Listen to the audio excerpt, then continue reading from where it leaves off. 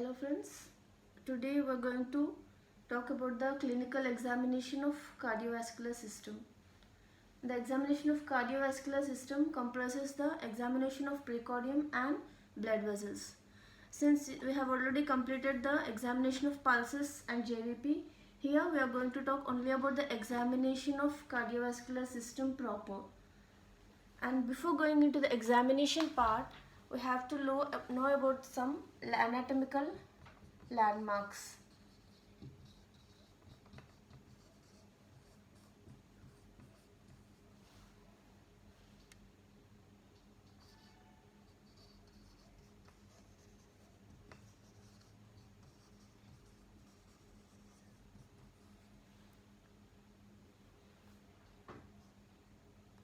And in this anatomical landmarks, we'll know about some different lines. One is the mid-clavicular line.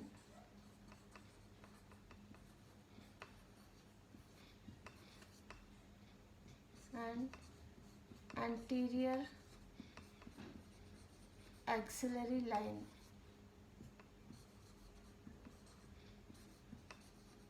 Mid-axillary line and posterior axillary line, and lastly parasternal line. And also we should know about the borders of heart, which include the base of heart, right border and left border of the heart. And we should also know about the position of heart valves. You already know that there are 4 valves in the heart, and we should know the position of the heart for proper examination of the cardiovascular system.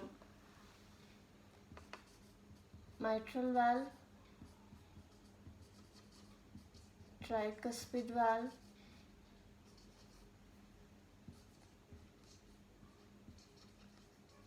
pulmonary valve and the aortic valve.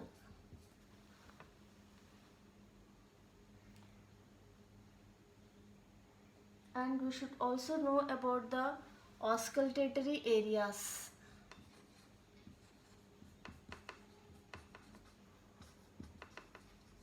Which include the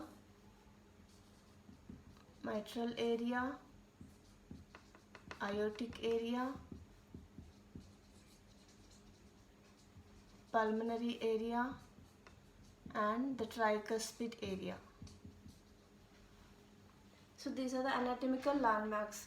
There are some different lines which include the mid-clavicular line, anterior axillary line, mid-axillary line, posterior axillary line, parasternal line. And auscultatory areas, mitral area, aortic area, pulmonary and tricuspid area. And the borders of the heart, which include the base, right border and left border. And position of the heart valves, that is the mitral valve, tricuspid valve, pulmonary valve and the aortic valve. So we'll see where exactly all these landmarks are located.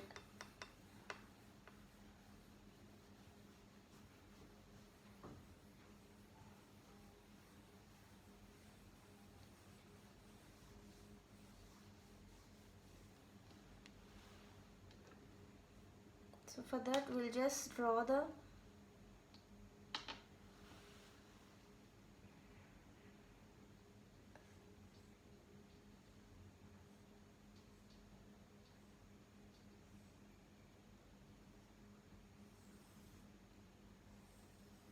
sternum,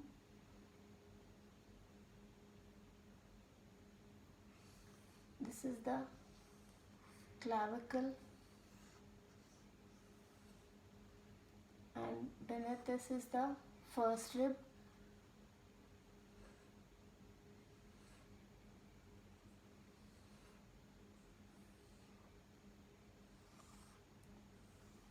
second rib,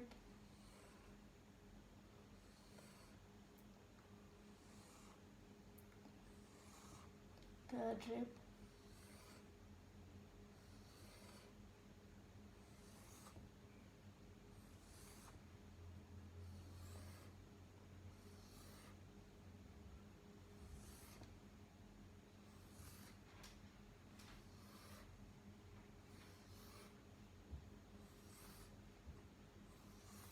and these are the different ribs from 1st to 7th, which are attached up to the lower part of the sternum.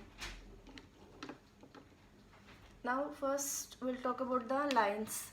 First, the mid-clavicular line. Mid-clavicular line is taken as from the middle of the clavicle. For that, you have to take an imaginary horizontal line from the mid part of the suprasternal notch up to the acromion process of the scapula. And from the center point of this horizontal line, you have to draw a vertical line which goes downwards, and this is the mid-clavicular line. First, you take an imaginary horizontal line from the middle part of the suprasternal notch up to the acromion process of the scapula. Then in this line, from the center point, you draw another vertical line downwards, which is the mid-clavicular line. An anterior axillary line that is drawn from the anterior border of the axilla, and mid axillary line from the middle part of the axilla, and posterior axillary line from the posterior part of the axilla or posterior border of the axilla. Now, parasternal line. It is a line drawn on either side of the sternum. These two are the parasternal lines. So these are the different lines which we see as anatomical landmarks. Then borders of the heart. It is represented by a line joining the right third sternocostal articulation to a point at the level of second intercostal space.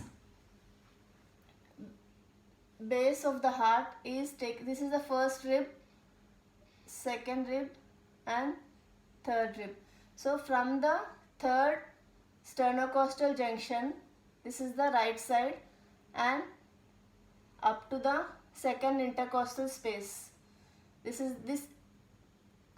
gives the base of the heart, that is from the third sternocostal junction on the right side and second intercostal space on the left side. This is the base of the heart. And coming to the right border of the heart, that extends from the right third sternocostal articulation above to the right seventh intercostal articulation. From the third, it extends up to the seventh intercostal space. This is the right border from third to seventh. And left border, it extends above from the second intercostal space up to the fifth intercostal space. From here, second intercostal space, this is the fourth rib and fifth rib. Second, first. So left border extends from the second intercostal space up to the fifth intercostal space. And position of the heart valves. The mitral valve, which is obliquely placed behind the inner end of the left fourth costal cartilage. The mitral valve is present at the left costal cartilage, the fourth costal cartilage on the left side. And tricuspid valve, it is situated behind the fifth costal cartilage on the right side. This is the tricuspid valve and mitral valve.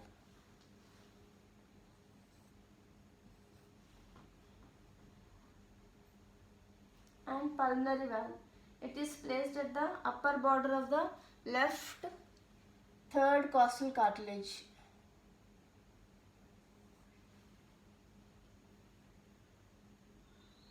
An aortic valve, it is present at the lower border of the left third costal cartilage. Sorry, right third costal cartilage, aortic valve.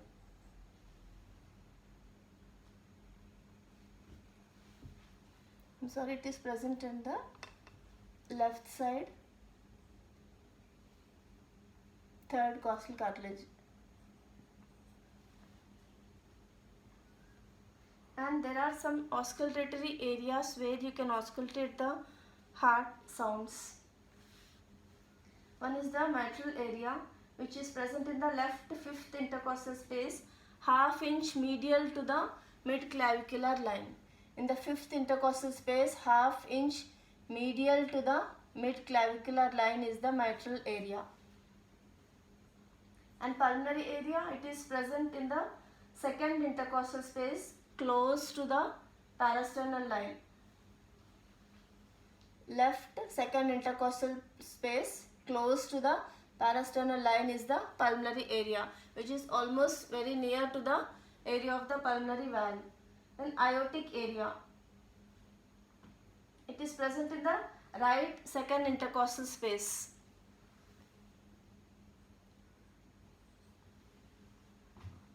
And tricuspid area, it is present half inch in diameter. It is a half inch in diameter, which is present in the left side, close to the sternum, towards the lower end of the sternum.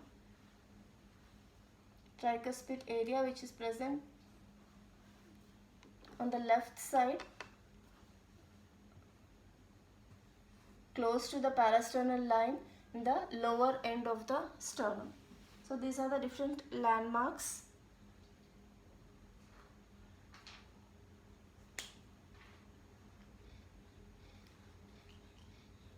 Now before going into the systemic examination, we'll have to know about the general examination.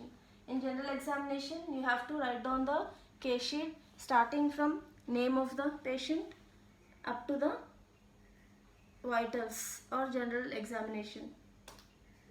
In this you have to write about the chief complaints, and usually cardiovascular disease patients with cardiovascular disease will present commonly with symptoms of dyspnea or chest pain.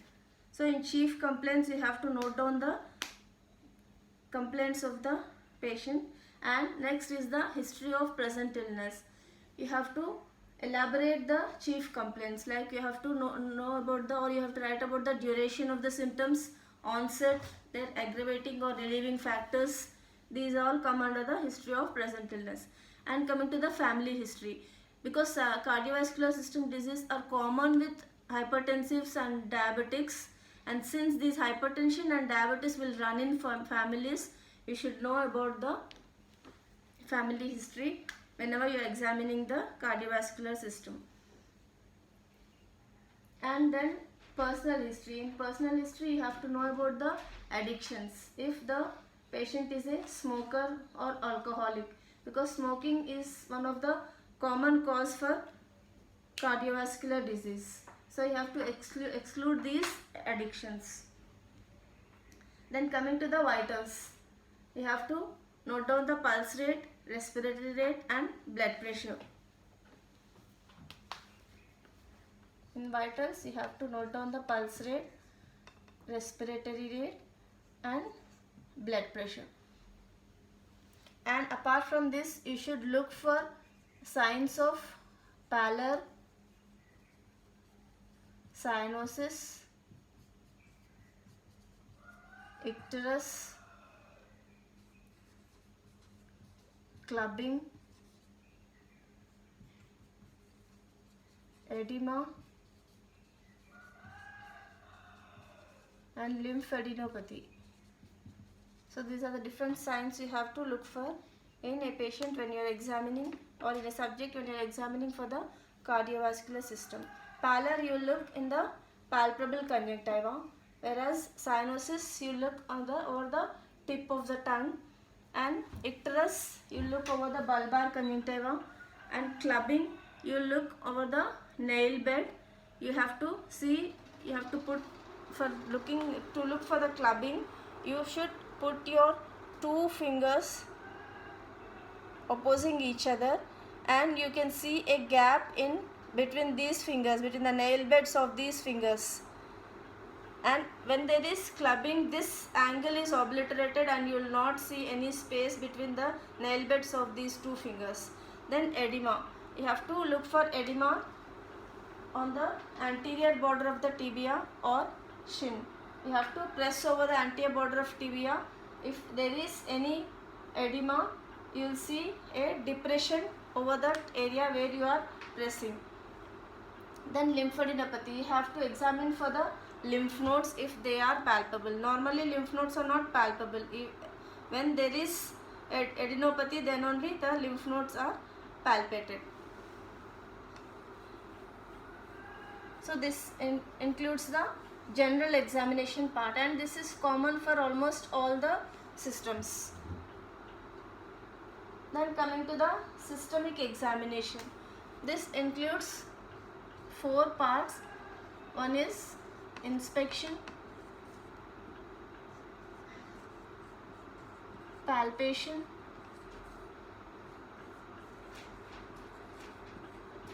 percussion, and auscultation.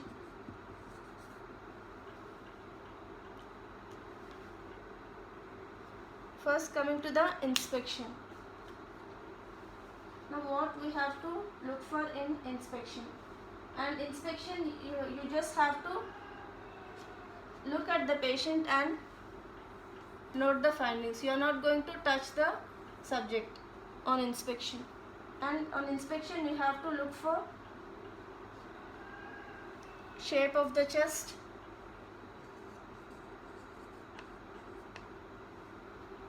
if it is bilaterally symmetrical, and you have to look for any skeletal deformities,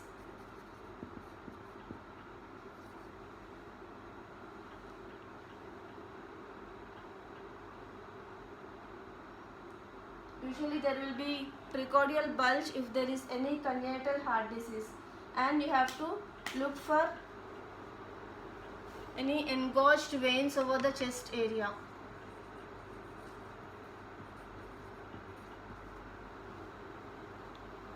And you have to look for the position of trachea and apex beat.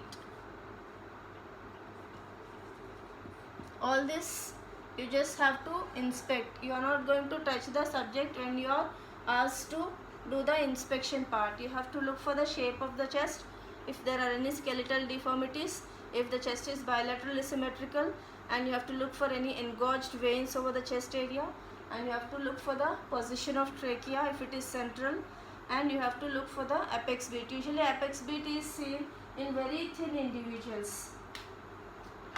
So these are the things you have to look for in inspection.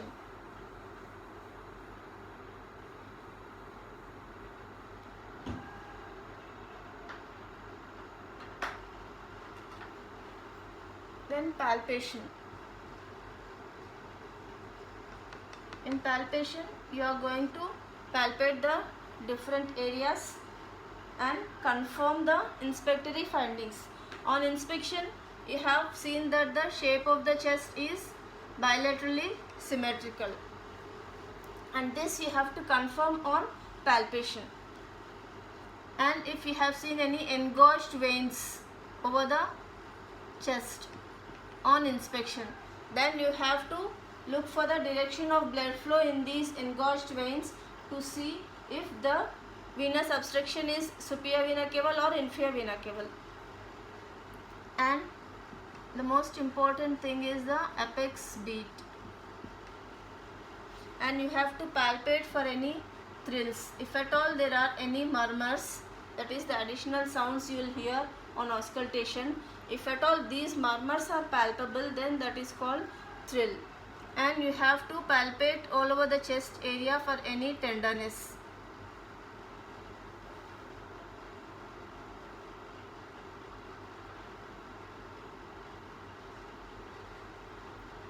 So first you will confirm the shape of the chest if it is bilaterally symmetrical, and you will also look for the respiratory movements.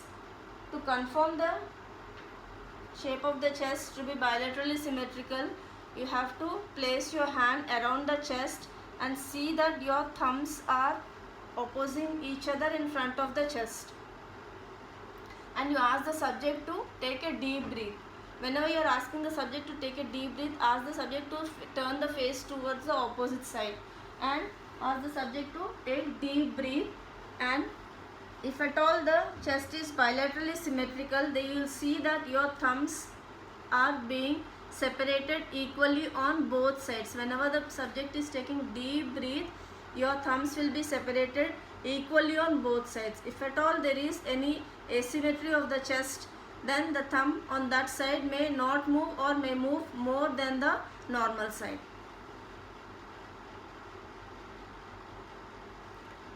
Then engorged veins. If there are any engorged veins over the chest, that is if the veins are dilated, then you have to detect the direction of flow in the veins. In superior vena cava obstruction, the direction of flow in the veins is from above downwards, whereas in inferior vena cava obstruction it is from below upwards. To see the how to see the for the direction of flow, I will demonstrate in the examination part with the subject. And apex beat. You have to palpate for the apex beat. If you are not able to palpate the apex beat in supine position, then ask the subject to sit. Even if in sitting position also you are not able to appreciate the apex beat, you ask the subject to lean forward. If at all in this position also you are not able to feel for the apex beat, then you palpate over the right side. There can be dextrocardia. The heart may be on the right side. So if in sitting position you are going to palpate the apex beat, you place the palm of the hand. Normally apex beat is present in the fifth intercostal space. So you have to palpate over the area of the fifth intercostal space with the palm. When you are able to feel for the apex beat with the palm, you localize it to the ulnar border of the hand. Once you localize it to the ulnar border of the hand, you have to localize it to one finger. So usually apex beat is located at the fifth intercostal space, ½ inch medial to the mid-clavicular line. So to look for the apex beat, you have to place the palm of the hand on the precordium to feel for the apical impulse, and then once you feel for the pulse, you have to localize it by placing the ulnar border of the palm on the pulsation area horizontally. Wherever you feel the pulsation in this area, you have to place the ulnar border of your hand so that it will be localized to your ulnar border. Then finally the apex is localized by the tip of the middle finger or index finger. This way you have to look for the apex beat. Then coming to the thrill, you have to palpate all over the precordium for thrills. A thrill is a palpable murmur, and the thrills are best appreciated when the patient holds his breath in expiration. And tender points, you palpate all over the precordium for presence of any painful points. A tender point over the precordium may be due to osteochondritis or myalgia. So these are the things you have to look for in palpation. And important thing is position of trachea. On inspection you have just looked for the position of trachea if it is central. Now on palpation you will confirm the position of trachea. For this you ask the subject to sit straight and slightly elevate the head chin. Then you place your both index finger and ring finger on the either side of the suprasternal notch and gently palpate the tracheal rings with your middle finger from above downwards. You have to place your both ring finger and index finger on either side of the suprasternal notch over the clavicle. Then gently you palpate the tracheal rings with your middle finger from above downwards. If the trachea is centrally placed, then naturally the finger will land in the suprasternal notch as you are coming from above downwards. This is Tinel's sign. Then another method to see the position of trachea is you have to put your three fingers, you have to dip your three fingers in the gap between the sternocleidomastoid muscle and the trachea on both sides. You have to dip your fingers in the gap between the sternocleidomastoid muscle and the trachea, and if the trachea is centrally placed, your fingers on both sides will be dipped equally. If at all there is any deviation, and on that side you will not be able to dip your fingers as much as on the opposite side. So this is another method to see for the position of trachea.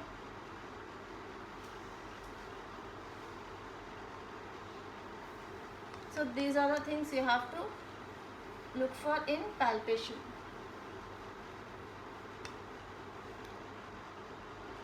Now coming to percussion.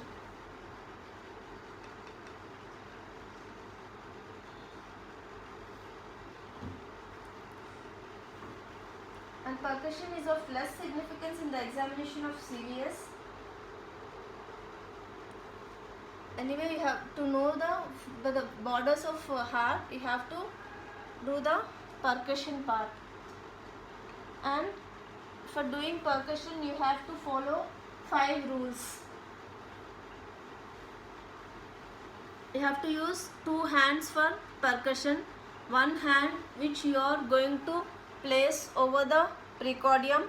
It is known as pleximeter, and the hand which you are using, or the finger which you are using to tap over the pleximeter, is known as plexar. So the hand which you are going to place over the organ you are percussing is pleximeter, and the finger which you are using to tap over the pleximeter is known as plexar. So there are 5 rules for percussion. One is the pleximeter should be firmly placed over the organ you are percussing. That is the first rule. And the second one is when you are tapping over the pleximeter with the plexar, the movement should be at the wrist joint. It should not be at the elbow joint.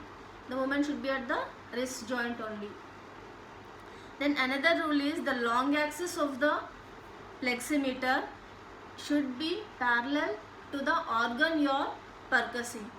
Whichever organ you are percussing, the long axis of your pleximeter should be parallel to that organ. And another rule is, after you tap over the pleximeter with your plexar, once you tap, you just remove your hand. You see that the hand should not remain over the pleximeter. Once you tap over the pleximeter, you just remove your hand and then again tap. Because if you don't remove your finger and if you place it continuously over the pleximeter, the vibrations will be obliterated and you will not be able to appreciate the resonant note.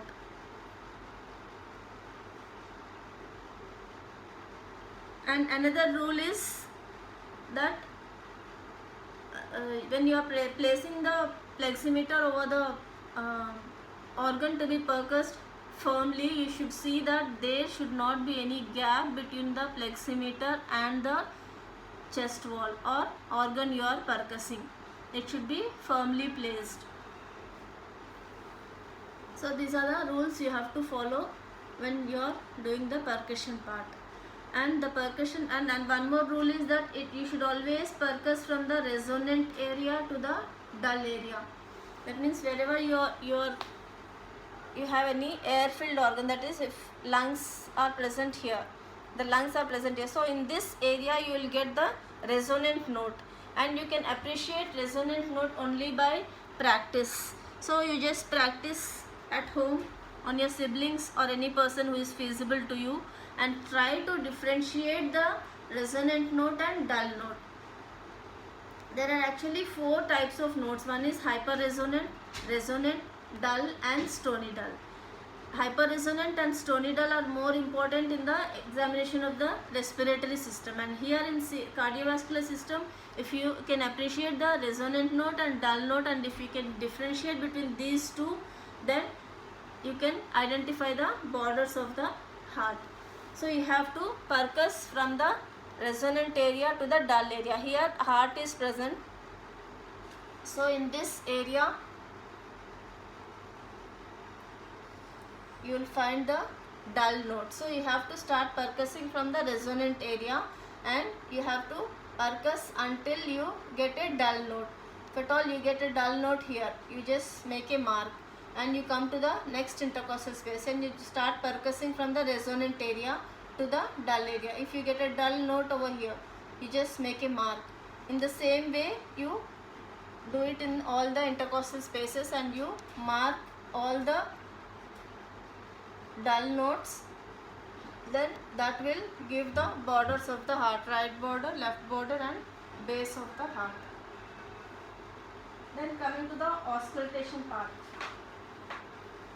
So in percussion you are going to look for the heart borders, and you just remember the rules of percussion. One is the pleximeter, that means the hand which you are going to place over the organ you are percussing, it should be firmly placed over the organ you are percussing, and the long axis of pleximeter should be parallel to the organ you are percussing. Then movement should be at the wrist joint, and you should always percuss from resonant area to dull area, and after each percussion you remove the plexar finger after each percussion, so that you will be able to appreciate the resonant note. So these are the rules of percussion, and percussion is essential to know the borders of the heart.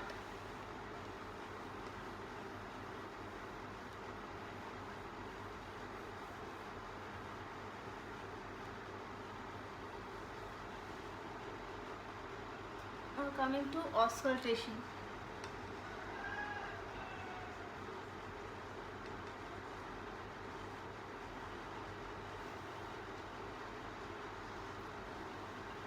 And auscultation is done with the help of stethoscope, and you have to auscultate on 4 areas, that is the mitral area, pulmonary area, aortic area and the tricuspid area.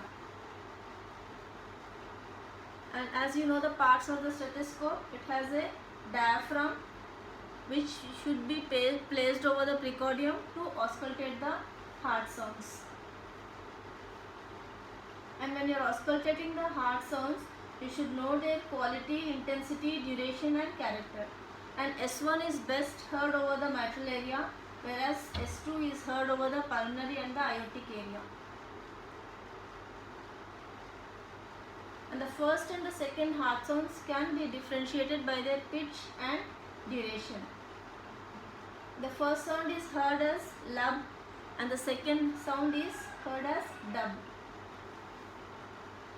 So, and you have to differentiate between the As soon as you place the diaphragm of your stethoscope over the precordium, you will be continuously hearing to the sounds, and you may not be able to appreciate the pitch and quality, and with that you may not be able to identify which is S1 and which is S2.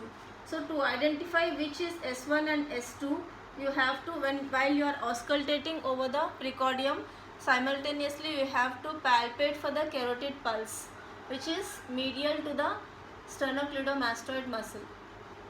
You have to palpate for the carotid pulse simultaneously while you are auscultating the precordium.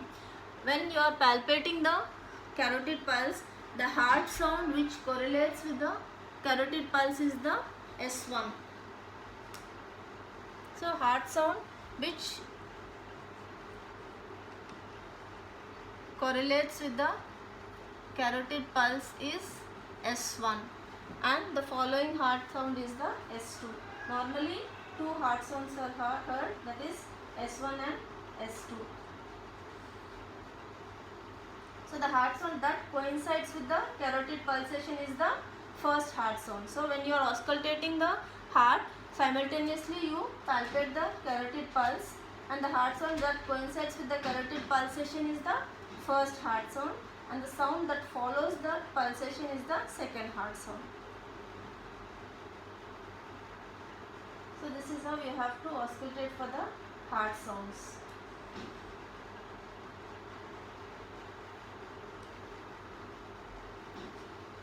And in some conditions you will hear two more heart sounds, that is S3 and S4.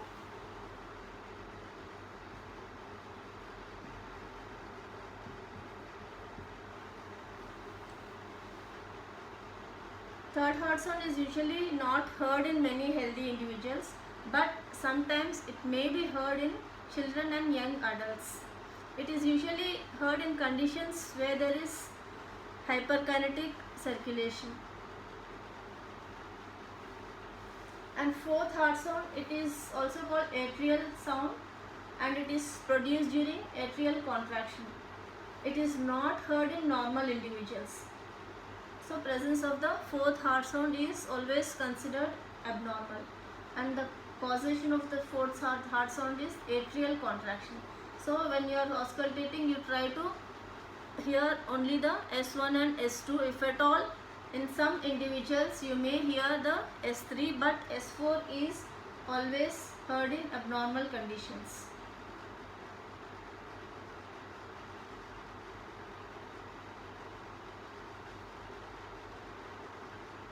So this is about the examination part of the cardiovascular system.